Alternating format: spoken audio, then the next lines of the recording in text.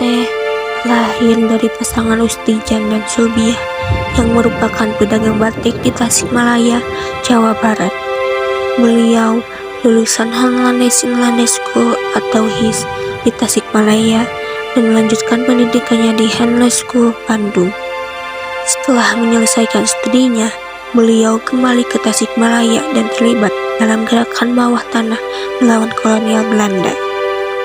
Sejarah perjuangan Kapten Naseh, tempat kediaman beliau, kerap dijadikan tempat berkumpul untuk para pemuda dari Tasikmalaya, seperti Singaparna, Raja Polah, dan Banjar, yang mengakibatkan beliau ditangkap karena dicurigai akan melakukan perlawanan terhadap para pasukan Jepang. Saat Jepang kalah dan Indonesia kembali dikuasai oleh Belanda, Kapten Naseh masih tetap di penjara dan terkena ancaman hukuman mati. Beliau mewakili 100 orang lainnya yang terlibat dalam gerakan pahlawan. Selama pemeriksaan, beliau disiksa agar mau mengakui. Karena penyiksaan itu, beliau balik menuntut karena pemeriksaan dinilai tidak sah, sebab harus mengakui hal yang tidak benar dengan cara penyiksaan. Akhirnya Kapten Naseh dibebaskan bersama dengan tokoh lain seperti Optasi.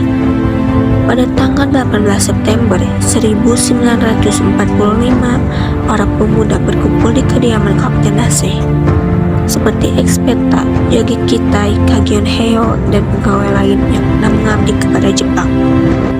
Hal itu mereka lakukan untuk merencanakan pengusiran Belanda, karena masih berada di Tasikmalaya padahal sudah diumumkan proklamasi kemerdekaan.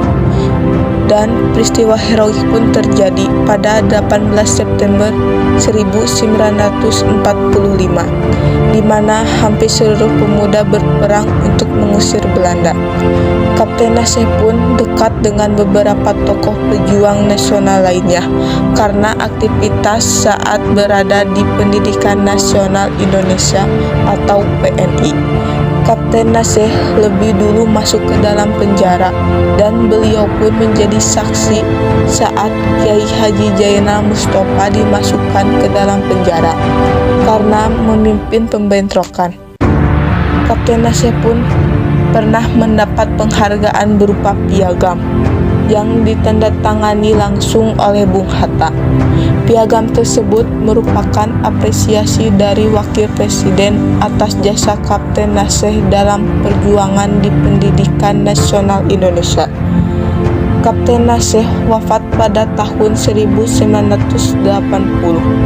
Sebelum wafat, beliau menolak untuk dimakamkan di Taman Makam Pahlawan. Beliau lebih memilih dimakamkan di pemakaman keluarga. Namanya kemudian diabadikan menjadi sebuah jalan, yakni Jalan Kapten Naseh di wilayah Cipedes, Kota Tasikmalaya.